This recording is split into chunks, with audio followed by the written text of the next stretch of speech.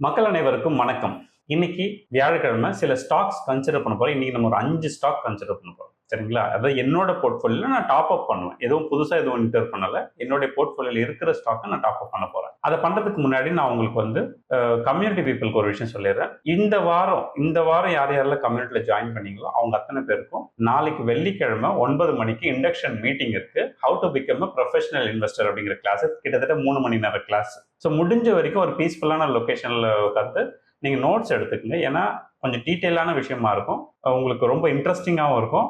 புது விஷயங்கள் நிறைய நீங்க கத்துக்கவும் வாய்ப்பு இருக்கு. இன்னைக்கு மார்க்கெட்டு கிட்டத்தட்ட 130 பாயிண்ட்டுக்கு மேல பிளஸ்ல இருக்கு. ஏன்னா ஓப்பன் ஆகும்போதே கேப் அப்ல தான் ஓப்பன் ஆச்சு. போன ஒரு வாரமா பாத்தீங்கன்னா குறைஞ்சிட்டே வந்தது மார்க்கெட் நான் சொல்ல நிஃப்டி சொல்றேன், குறைஞ்சிட்டே வந்தது. இந்த சூழ்நிலை காரணமா இப்போ கொஞ்சம் கன்சிடரேஷன் பாயிண்ட் எடுத்திருப்பாங்க. இப்போ ஏற்கனவே ஒரு ஹோம்ஒர்க் கொடுத்திருந்தேன். அந்த ஹோம்ஒர்க்கை நிறைய பேர் முடிச்சுட்டு நீங்களே வச்சுக்கிறீங்க. ஒரு சிலர் கமெண்ட்ல போட்டுறீங்க. ஸோ கமெண்ட்ல போடப்பட்ட விஷயத்துல கார்த்திக் கூட ஓரளவுக்கு ஒர்க் பண்ணியிருக்காரு. நான் என்ன சொல்றேன், இதுதான் சரின்னு சொல்லலை. நல்லா புரிஞ்சுக்க. இப்போ X/2 தான் சரி, X/3 தான் கரெக்ட் அப்படின்னு சொல்ல வரல. X/2 X/3னா என்னன்னு தெரிஞ்சுக்க முயற்சி பண்ணீங்க. ஒன்று அதை கால்குலேட் பண்ண ட்ரை பண்ணீங்க. இன்னும் கொஞ்ச நாள் நல்லா ஒழுங்கா பண்ணீங்கன்னா அக்யூரசி லெவல் இன்னும் இன்க்ரீஸ் ஆகும். சைக்கிள் ஓட்டுற மாதிரி தான். முதல்ல ஓட்டும் போது சிரமமா இருக்கும். அப்புறம் இன்னும் பெட்டரா நீங்க பெர்ஃபார்ம் பண்ணுவீங்க. அந்த மாதிரி தான் இந்த விஷயம் கால்குலேஷன்லாம். நாட் ஒன்லி கார்த்திக் மாதிரியே பார்த்தீங்கன்னா கோகுல் சங்கரும் எழுதியிருக்காரு. ஓரளவுக்கு அடிக்குவேட்டான ரேஞ்சுக்கு எழுதியிருக்காரு. எனக்கு ஓகே தான். இந்த மாதிரி நீங்களும் கூட கால்குலேட் பண்ணி பாருங்க. எல்லா ஸ்டாக்குக்கும் இது ஒர்க் அவுட் ஆகுமான்னு சில கேள்வி கேட்குறாங்க. அது ஒர்க் அவுட் ஆகாது. ஏன்னா சில கன்சிஸ்டன்ட் க்ரோயிங் கம்பெனின்னு நீங்க எதை ஐடென்டிஃபை பண்றீங்களோ அது மட்டும் தான் இந்த X/2 X/3ல ஃபாலன் ஆகும்.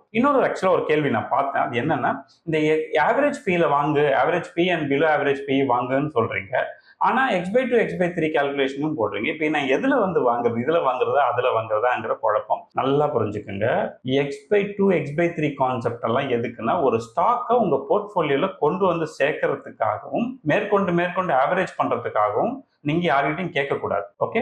ஸோ இன் ஃபியூச்சர்ல இப்போ நீங்க 10 ஸ்டாக் X/3 ரேஞ்சில் இன்வெஸ்ட் பண்ணிருக்கீங்க அப்படின்னா, ஒரு கணக்குக்கு சொல்றேன், X/3 ரேஞ்சுக்கு இன்வெஸ்ட் பண்ணிருக்கீங்கன்னா மேபி ஃபியூச்சர்ல ஒரு இன்ஸ்டிடியூஷனல் உள்ள வரும்பொழுது கொஞ்சம் வேகமா வளர்றதுக்கு வாய்ப்பு இருக்கு. எல்லா ஸ்டாக் உள்ளே இன்ஸ்டிடியூஷனல் வருவாங்கன்னு சொல்ல முடியாது. அவங்களுக்கு எது மேல கான்ஃபிடன்ஸ் இருக்கும். ஆனா அந்த கேப்ல நம்ம என்ன பண்ணிடக்கூடாது, அந்த வாய்ப்பை மிஸ் பண்ணிடக்கூடாது. அப்போ ஸ்டாக் எந்தெந்த ஸ்டாக் எல்லாம் உங்க போர்ட்போலியோல இருக்குங்கிறத ஐடென்டிஃபை பண்றதுக்கு தான் X/2 X/3 கான்செப்டை நான் உங்களுக்கு சொல்லித்தரேன். பட் ஒரு ஸ்டாக்கை நீங்க வாங்கும் பொழுது அது எங்க இருக்கணும்னா அப்ராக்சிமேட்டா அதோட ஆவரேஜ் பி கிட்ட இருக்கிறது தான் நம்ம பார்க்கணும். ஏன்னா நல்லா வளரக்கூடிய ஸ்டாக்குக்கும் ஆவரேஜ் பி இருக்கும், பெரிய பெர்ஃபார்மன்ஸ் இருக்காது அப்படிங்கிற ஸ்டாக்குக்கும் ஆவரேஜ் பி இருக்கும். அப்ப நீங்க எந்த மாதிரி ஸ்டாக் ஐடென்டிஃபை பண்ணணும்னா X/3 and 2க்கு நடுவில் இருக்கக்கூடிய பொசிஷன்ல கரண்ட் மார்க்கெட் பிரைஸ் இருக்கணும், பிளஸ் பிஇ ஆவரேஜும் இருக்கணும். ரெண்டையுமே பார்க்கணும். நான் சொல்றது உங்களுக்கு கொஞ்சம் ஆரம்பத்தில் கொஞ்சம் குழப்பமா இருக்கிற மாதிரி இருக்கும். பட் கோயிங் ஃபார்வர்ட் நீங்க புரிஞ்சுப்பீங்க. X/2க்கு மேல இருக்கக்கூடிய பிரைஸ் இருக்கக்கூடிய ஷேர்ஸ் எல்லாம் நீங்க எதெல்லாம் அவாய்ட் பண்ணலாங்கிறதையும் பார்த்துட்டு நீங்க என்ன பண்ணலாம், ரிஃப்ரெஷ் பண்ணும்போது அதெல்லாம் எக்ஸிட் கொடுத்து இந்த மாதிரியான விஷயங்கள் அதிகமாக கன்சிடர் பண்ணலாம். இப்போ என்னுடைய போர்ட்ஃபோலியோக்குள்ள நான் போறேன். அதாவது நம்மளுடைய கம்யூனிட்டி போர்ட்டல் இருக்கு இல்லையா, அந்த போர்ட்டலுக்குள்ள போனா இந்த மாதிரி ஒரு ரிப்போர்ட் வரும். நிறைய கம்யூனிட்டி பீப்புளுக்கு தெரியும் நினைக்கிறேன். அதுல இருக்கிற முதல் 3 மட்டும் முக்கியமா நீங்க பார்க்கணும். முதல் 3ல ஃபர்ஸ்ட் விஷயம் என்ன சொல்லியிருக்கேன், சிங்கிள் ஸ்டாக்ல மேக்ஸிமம் 5% தான் ஹோல்டிங் இருக்கணும் அப்படின்னு அது கணக்கு சொல்லுது. இப்போ லாஸ்டா நான் உங்களுக்கு என்ன சொன்னேன், அடுத்த கப்பல் ஆஃப் இயர்ஸ், ஒரு 5 இயர்ஸ்க்கு நீங்க எல்லாம் என்ன பண்ணலாம்னா இந்த கோல்டு மாதிரியான விஷயங்களை கொஞ்சம் கூடுதலாகவே பண்ணிக்கங்கன்னு நான் சொன்னேன். அந்த அடிப்படையில் தங்கமயில் பாருங்க 7%, அடுத்தது சாந்தி கோல்டு ஒரு 7%, கல்யாண் ஒரு 5+ இருக்கு. கோல்டு கம்பெனிஸ்ல நம்ம கொஞ்சம் அதிகமா கன்சிடர் பண்ணியிருக்கோம். ரெண்டாவது பேசிக் செக்டார். பேசிக்கா சில செக்டார்ல நம்ம கண்டிப்பா பண்ணி ஆகணும், ஸ்டெபிலிட்டி பர்பஸ், போர்ட்போலியோட ஸ்டெபிலிட்டிக்காக. அந்த கேஸ்ல கவனிச்சோம்னா கேபிட்டல் மார்க்கெட்ல 8% கிட்டத்தட்ட ஓகே. பேங்கிங் அண்ட் இதுல பாத்தீங்கன்னா 8 இருக்கணும், 8க்கு மேல இருக்கணும். வேற இது எங்க எவ்வளவு இருக்குன்னு பார்த்தோம்னா ஒரு 6 தான் இருக்கு. பினான்சியல்ஸ் அதுலயுமே 5.4 தான் இருக்கு. இதெல்லாம் உங்களுக்கு இண்டிகேஷன் நீங்க எங்கெங்கெல்லாம் அதிகமா கன்சிடர் பண்ணணும் அப்படின்னு. அந்த அடிப்படையில் தான் இன்னைக்கு ஒரு சில ஸ்டாக் நம்ம ஐடென்டிஃபை பண்ண போறோம். ஹெல்த் கேர்லயுமே ஒரு 6.5% தான் இருக்கு. வேற அது 8%, 10% வரைக்கும் கூட இருந்திருக்கலாம். கேபிட்டல் கூட்ஸ் கம்மியா இருக்கு, ஏரோஸ்பேஸ்ல கம்மியா இருக்கு. இதெல்லாம் கிட்டத்தட்ட ஆவரேஜா ஒரு 8% இருக்கணும். ஆனா எல்லாமே 6ங்கிற மாதிரி நமக்கு தெரியும். ஈவன் டெக்னாலஜிலுமே ரொம்ப கம்மியா இருக்கு, பவர் செக்மெண்ட்லயும் கம்மியா இருக்கு. இப்போ இதை நீங்க பாத்துட்டீங்க. அப்ப எந்த செக்டார்ல உங்களுக்கு அடுத்த அப்கமிங் growth இருக்குதோ அதை நீங்க செலக்ட் பண்ணணுங்கிறப்ப இதுல எந்த ஸ்டாக் எடுக்கலாம்னா, ஹோம் பேஜ்ல ஆக்சுவலா கம்யூனிட்டி பேஜ்ல சொல்றேன், ஸ்க்ரோலர் வச்சிருக்கோம். அந்த ஸ்க்ரோலர்ல கிரீன்ல சில ஸ்டாக்ஸ் ஸ்க்ரோல் ஆயிட்டு இருக்கும், blue and கிரீன்ல.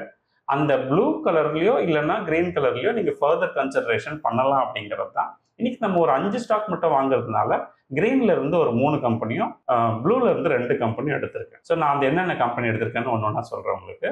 First company Bharti Airtel. இது வந்து நம்ம டெக்னாலஜி அப்படின்னு நான் பார்க்குறேன்.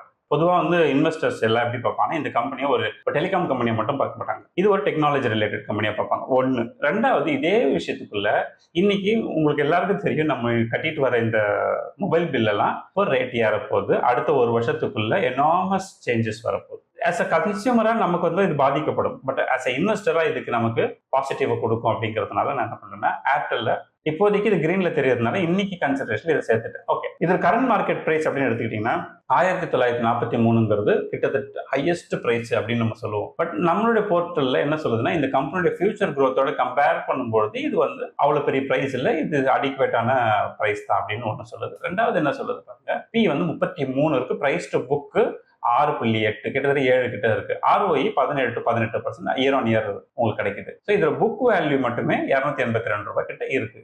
ஸோ இந்த ஸ்டாக்கை நம்ம என்ன பண்ணலாம்னா, ஒரு 5 ஸ்டாக், ரொம்பலாம் இல்லை, என்னதான் நான் சொல்லியிருக்கேன் ரொம்ப விலை குறைவா இருக்குதுன்னு நான் தெரிஞ்சா கூட கன்சிஸ்டண்டா பண்ணுங்கன்னு சொல்லுவோம். அந்த இடத்துல இன்னைக்கு நம்ம ஒரு 5 ஸ்டாக் மட்டும் இதுல கன்சிடர் பண்ணுவோம். அடுத்து நம்ம பார்க்க போது ஹெல்த் கேர்லயுமே நம்ம கொஞ்சம் இம்ப்ரூவ் பண்ணணும் அப்படின்னு. இந்த கேஸ்லயும் பாருங்க, நான் எடுக்க போறது சன் ஃபார்மாவும் எடுத்து பாருங்க. இன்னைக்கு ஆல்மோஸ்ட் பீக்ல தான் இருக்கும். பட் நம்மளோட போர்ட்ஃபோலியோல என்ன பண்ணுதுன்னா, அது ஈக்குவல் வேல்யூ, அண்டர் வேல்யூ அப்படின்னு அதுக்கு கீழே தான் மெயின்டைன் பண்ணி காட்டிட்டு இருக்கு. ஸோ அந்த அடிப்படையில் நம்ம ஏன் சொல்றோம்னா, இதுல எதிர்கால growth வச்சு சொல்றோம். நம்ம இந்த ஸ்டாக்கோடைய பி எடுத்துக்கிட்டீங்கன்னா 37.6 அந்த ரேஞ்ச் இருக்கு. இண்டஸ்ட்ரி பி 37 இருக்கு.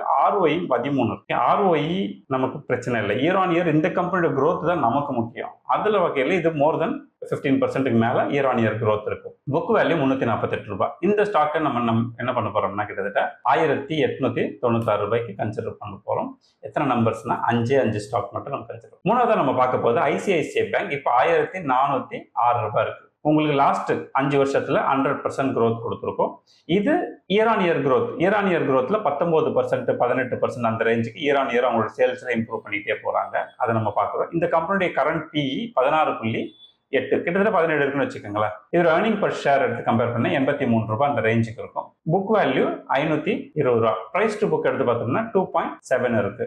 இந்த ஸ்டாக்கு கூட நம்ம என்ன பண்ணலாம்னா, ரொம்ப வேண்டாம், ஒரு 5 ஸ்டாக் மட்டும் கன்சிடர் பண்ணுவோம். ஏன்னா பேங்கிங் செக்டார்ல நமக்கு கொஞ்சம் கம்மியா இருக்கிறதாகவும், பினான்சியல்ஸ்ல எல்லாம் கம்மியா இருக்கிறதாகவும் காட்டுச்சு. அதனால நம்ம அதெல்லாம் கொஞ்சம் கன்சிடர் பண்றோம். அடுத்தது ஏர்டெல்ல நம்ம கன்சிடர் பண்ணியிருக்கிறோம். அடுத்த கம்பெனி அண்டர் வேல்யூ இல்லை, பட் ஈக்குவல் வேல்யூல இருக்கு அப்படின்ற கேஸ் பண்ணக்கூடிய இயர் ஆன் இயர் 19% 20% growth கொடுக்கக்கூடிய வாய்ப்பு இருக்கக்கூடிய நிறுவனமான கரூர் வைஸ்யா பேங்க். போன 5 வருஷத்துல மட்டுமே 10 மடங்கு ஷேர் பிரைஸ் வளர்ந்துருக்கு. கிட்டத்தட்ட 30 ரூபாய் 33 ரூபாய் இருந்த ஷேர் பிரைஸ் இன்னைக்கு 340 ரூபா வந்தாச்சு. அப்போ இது வந்து ஓகே, இவ்வளவு தூரம் வளர்ந்துருச்சு, இனிமே போய் உள்ள போலாமா அப்படின்னா நிறைய பேர் வேண்டான்னு சொல்லுவாங்க. அப்படி கிடையாது. அந்த உள்ள போய் பார்த்தீங்கன்னா அந்த கம்பெனியோட புக் சைஸும், அதுக்கடுத்து அந்த கம்பெனியோடைய ப்ராஃபிட்டும் அதுக்கு சப்சிக்வெண்டா அதே மாதிரி வளர்ந்துருக்கும். 10 டைம்ஸ் வளர்ந்துருக்கும். பட் இப்போ 10 டைம்ஸ் வளர்ந்துருந்ததுனால எதிர்காலத்தில் வளரும்னு நான் கமிட்மெண்ட் கொடுக்க விரும்பல. பட் ஸ்டில் ஒரு 18% 20% வரைக்கும் இயர் ஆன் இயர் growth வந்து அவங்க கொண்டு போவாங்கன்னு நான் நம்புறேன். அந்த அடிப்படையில் இந்த கம்பெனி கரண்ட் பிரைஸ் டு புக்கா நீங்க பார்க்கணும்னு விரும்புனீங்கன்னா அப்போட 2.27 தான் இருக்கும். நம்ம ஐசிஐசி எவ்வளவு பார்த்தோம், 2.6 வரைக்கும் பார்த்தோம். இது எவ்வளவு இருக்கு, 2.27. அப்போ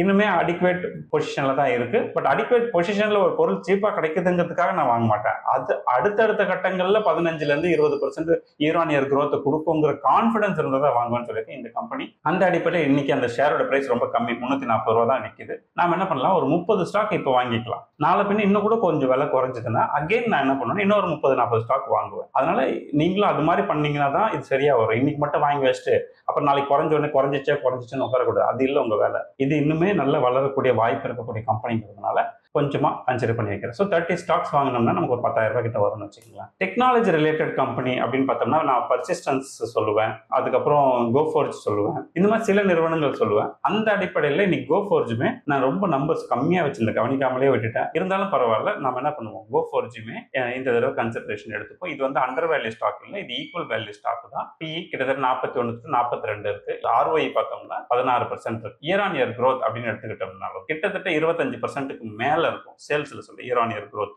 ஸோ இந்த மாதிரியான நிறுவனத்தை நீங்க செலக்ட் பண்ணணும். போய் சிங்கிள் டிஜிட்ல போய் மாட்டிக்காதீங்கன்னு தான் நான் உங்களுக்கு எக்ஸ்பிளைன் பண்ண வந்தேன். எனிவே இந்த ஸ்டாக் நம்ம என்ன பண்ணலாம்னா ஒரு 5 ஸ்டாக் மட்டும் கன்சிடர் பண்ணுவோம். ஸோ இப்போ நம்ம கன்சிடர் பண்ணியிருக்கக்கூடிய மொத்த ஸ்டாக்ல 3 ஸ்டாக்கு அண்டர் வேல்யூ ஸ்டாக்கா நம்மளோட கம்யூனிட்டி சைட்ல அது அண்டர் வேல்யூவா ஐடென்டிஃபை ஆயிருக்கு. 2 ஸ்டாக் ஈக்குவல் வேல்யூவா இருக்கக்கூடிய ஸ்டாக் எடுக்கும். அதாவது பார்த்தி ஏர்டெல் ஒரு 5 ஸ்டாக், சன் ஃபார்மா ஒரு 5, ஐசிஐசிஐ பேங்க் ஒரு 5. ஓகே, இதெல்லாம் வந்து அண்டர் வேல்யூவா நம்ம ஐடென்டிஃபை பண்றது. அடுத்து Karur Vysya bank 30 stock, Coforge ஒரு 5 ஸ்டாக். இது ஈக்குவல் வேல்யூவா நம்ம கன்சிடர் பண்ணக்கூடிய இடங்கள்ல இருக்கு. இன்னும் இதெல்லாம் ஓவர் பிரைஸ்க்குலாம் போகல. ஓகே, இந்த மாதிரி நீங்களும் உங்களுடைய போர்ட்ஃபோலியோ அப்பப்போ கரெக்ஷன் பண்றீங்கன்னா இட் இஸ் வெரி குட். அது மாதிரி ஃபாலோ பண்ணி நீங்க ஸ்டாக் வாங்குங்க. இப்போ கூட எதுவுமே ஒரு ஸ்டாக்கு கூட நம்ம என்ன பண்ணல, அவுட் ஆஃப் த பாக்ஸ் போய் புதுசா கன்சிடர் பண்ணல. ஏற்கனவே இருக்கக்கூடியதை டாப் அப் பண்ணியிருக்கிறேன். நாளைக்கு வெள்ளிக்கிழமை கம்யூனிட்டியோடைய மெம்பர்ஸ், புதுசா ஜாயின் பண்ண மெம்பர்ஸ்க்கு இண்டக்ஷன் மீட்டிங் இருக்கு. எவ்ரி ஃப்ரைடே 9 o'clock மீட்டிங் இருக்கு. ப்ளீஸ் ஜாயின் பண்ணிக்கோங்க, மிஸ் பண்ணிடாதீங்க. ஸோ ஃபர்தராக ஜாயின் பண்ணாமல் இருக்கீங்கன்னா டிஸ்கிரிப்ஷன் லிங்க் கொடுத்துருக்கேன், அதில் நீங்கள் ஜாயின் பண்ணி கிட்டத்தட்ட இப்போ 1100 கிராஸ் பண்ண போது ப்ராப்ளம் இன்னும் ஒரு 1 or 2 daysல இந்த கம்யூனிட்டி ஃபீஸ் வந்து 6,999 மாறிடும். அதனால வாய்ப்புகளை மிஸ் பண்ணிடாதீங்க. நிறைய பேர் சேலரி வாங்கலாம்னு சொன்னீங்க, அதனால 10 தேதி வரைக்கும் கொடுத்தேன். நிறைய பேர் கேட்டீங்க டைம் கொஞ்சம் கொடுங்கன்னு, அதுக்கும் நான் கொடுத்துருக்கேன். இன்னுமே பண்ண முடியாது, ஏன்னா நிறைய செலவுகள் இருக்கு. போர்ட்டலில் நம்ம நிறைய விஷயங்களை அப்டேட் பண்றோம், நிறைய அல்காரிதம் உள்ள வருது. அப்போ நமக்கு அதுக்குண்டான எக்ஸ்பென்ஸ்க்கு ஏற்ற மாதிரி அந்த வெயிட்டேஜ் கொடுக்கணும் இல்லையா? அதனால 6,999 ஒரு 1 or 2 daysல மாறிடும். நான் எப்பவுமே சொல்றேன், ஃப்ரெண்ட்ஸ் அண்ட் ஃபேமிலிக்கு காசு பணம் கொடுத்து உதவி செய்வதோட என்ன பண்ணலாம், இந்த மாதிரி நல்ல இன்வெஸ்ட்மெண்ட்ஸ் ஐடியாஸ் கொடுக்கலாம் அப்படின்னு அவங்க லைஃப்ல மேல வர்றதுக்கு. எனிவே அடுத்த ஒரு இன்ட்ரெஸ்டிங்கான வீடியோல சந்திப்போம். நன்றி, வணக்கம்.